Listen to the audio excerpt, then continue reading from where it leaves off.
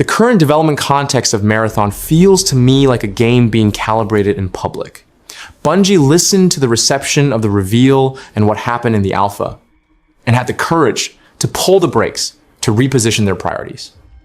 This is usually the kind of move that, when it works, transforms a promising shooter into a truly addictive loop.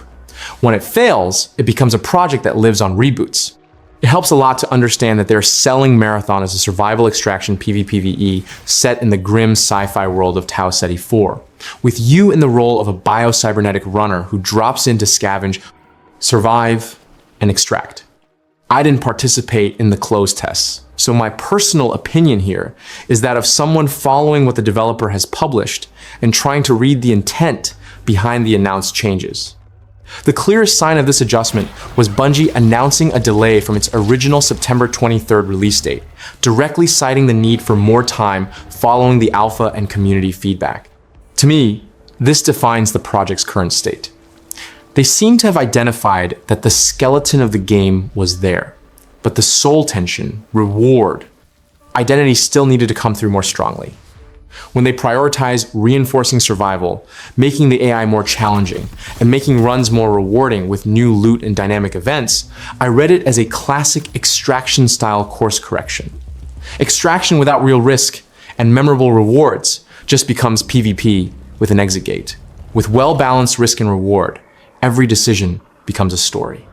Another part I find crucial is their commitment to deepening the Marathon universe. Improving visual quality, increasing narrative and environmental storytelling, and leaning into a darker atmosphere aligned with the themes of the original trilogy. This gives me hope that the game won't just depend on balancing and weapons, but on atmosphere and mystery to make you want to go back even when you lost the run.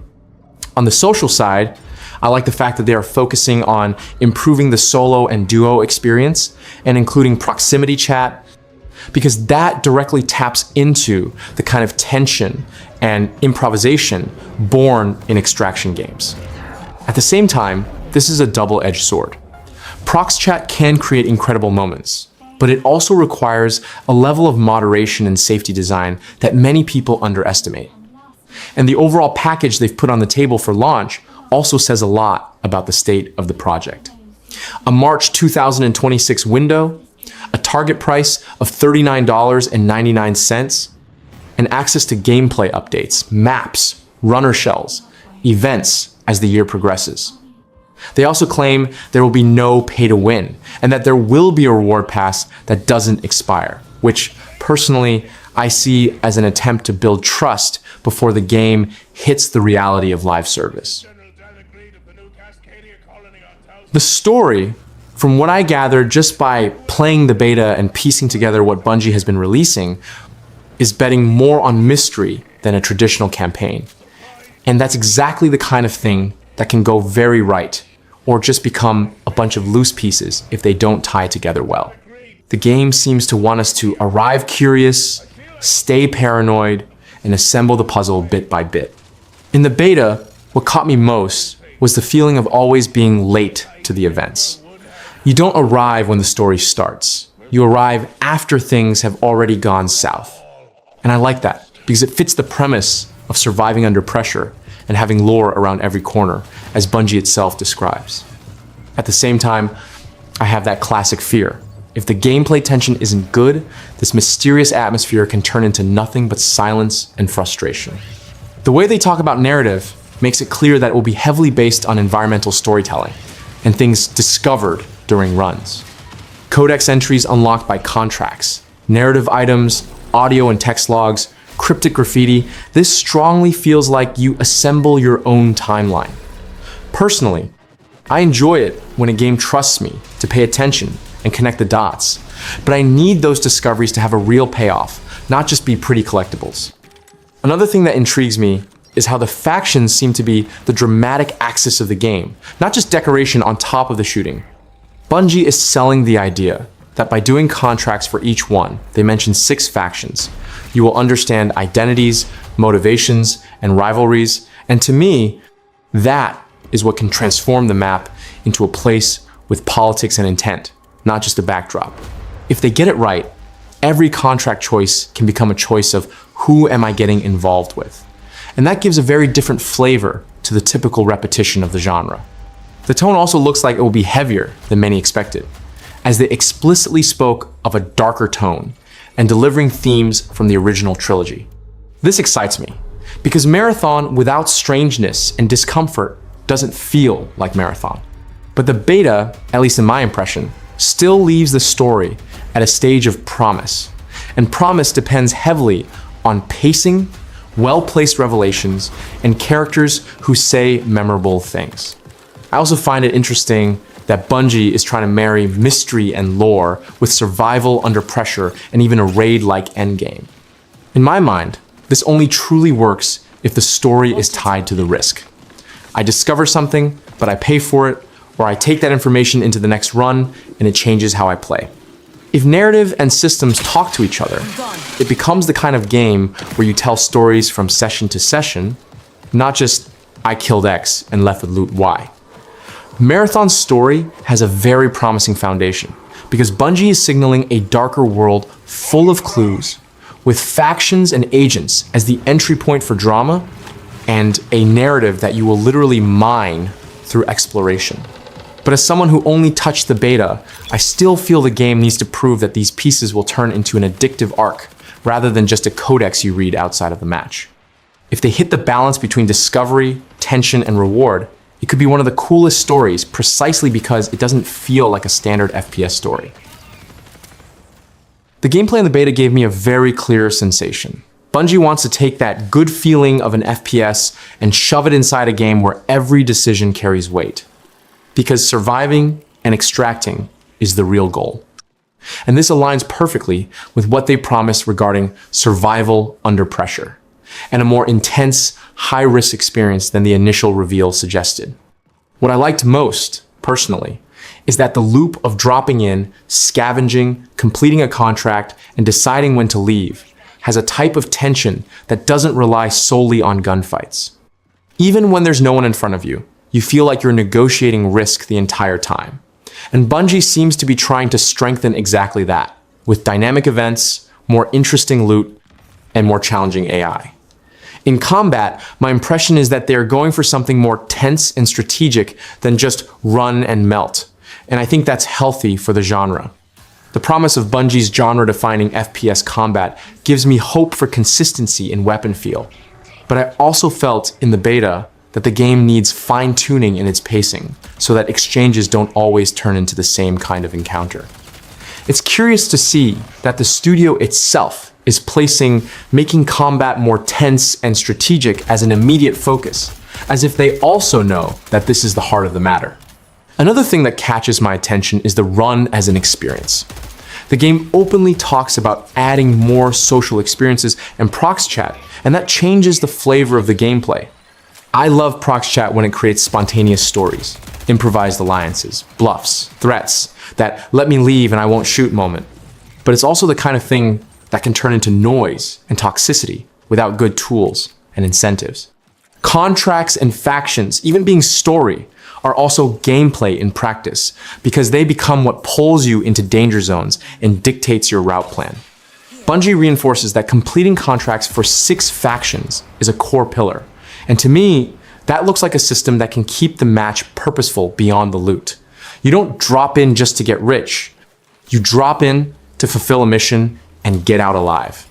If they vary these objectives well and present difficult choices, each run can have its own identity.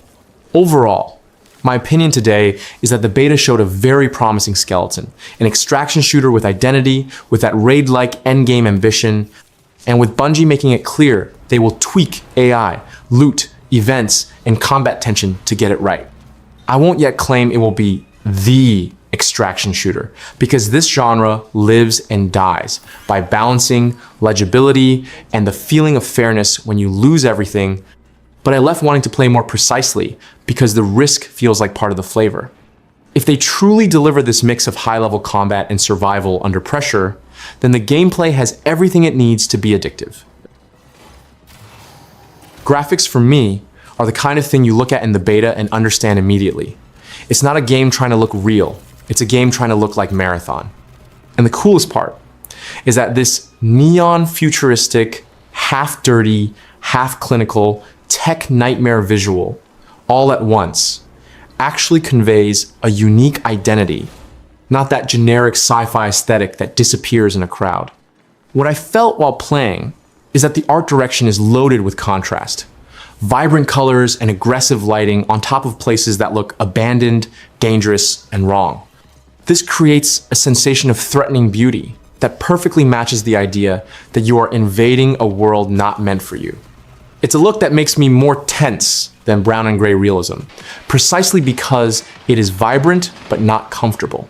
Now, speaking honestly, I totally understand those who mistake this for ugly graphics at first glance, because the game is highly stylized and avoids the obsession with ultra-realistic textures.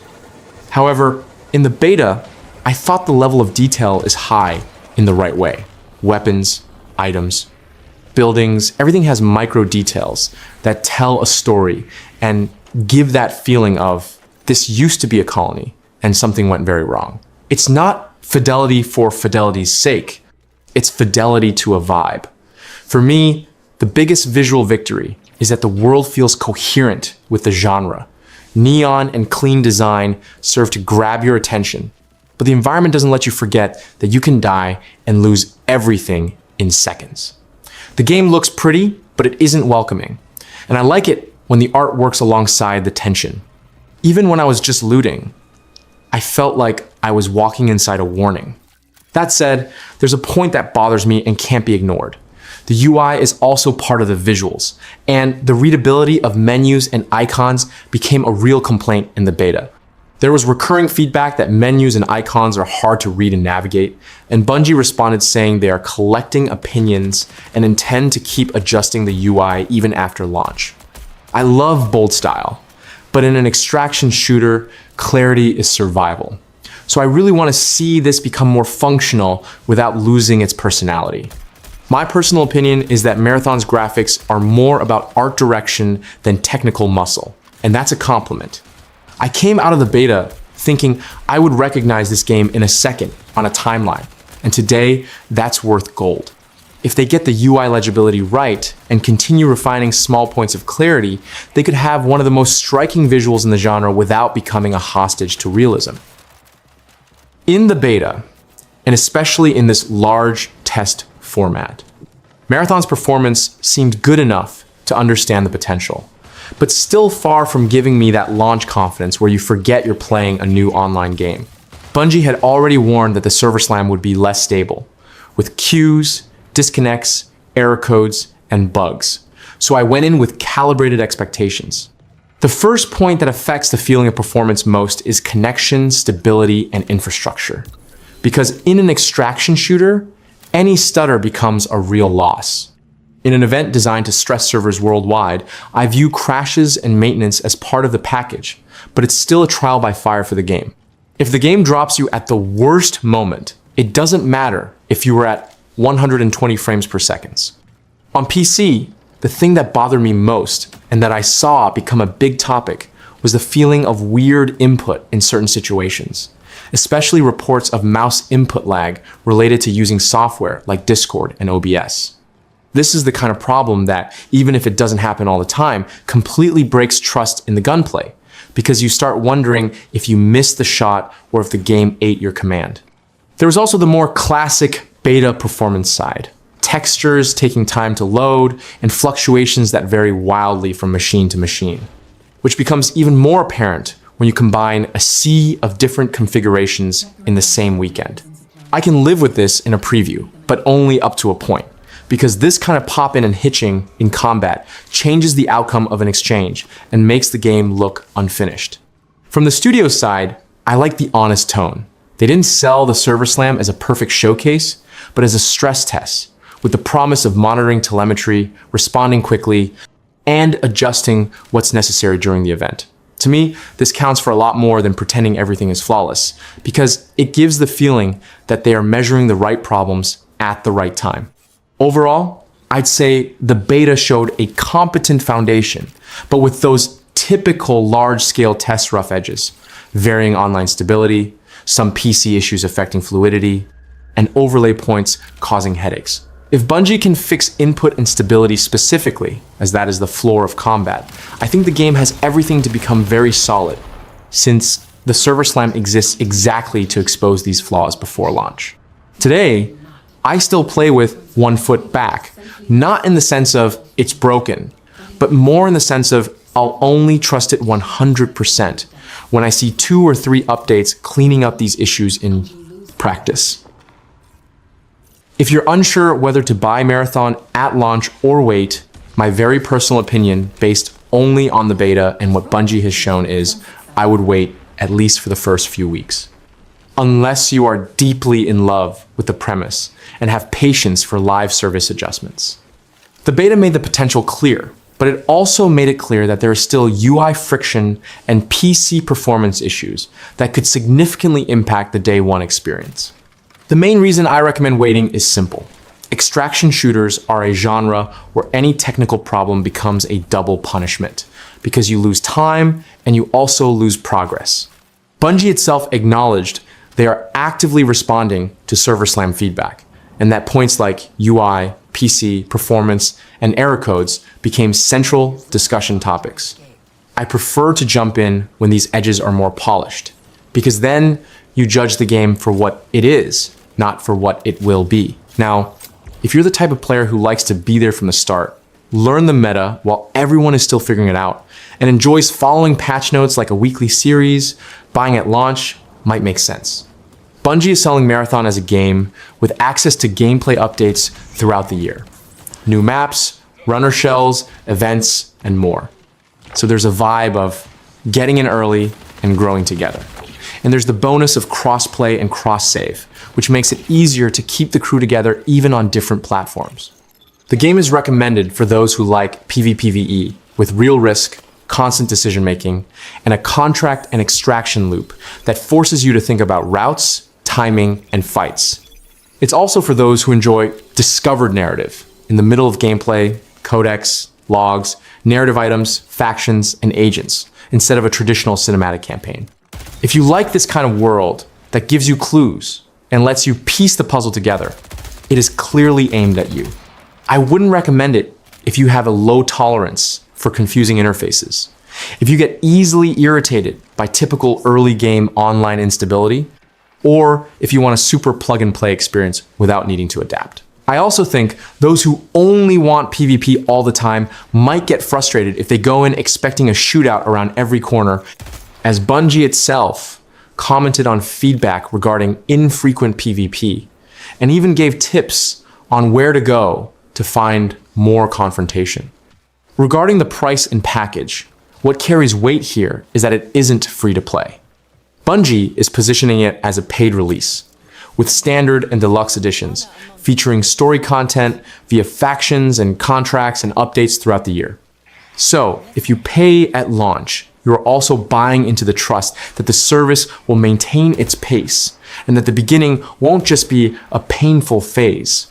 Personally, I only pay for that on day one when the beta gives me a "this is already ready" feeling, and I didn't feel that 100% yet.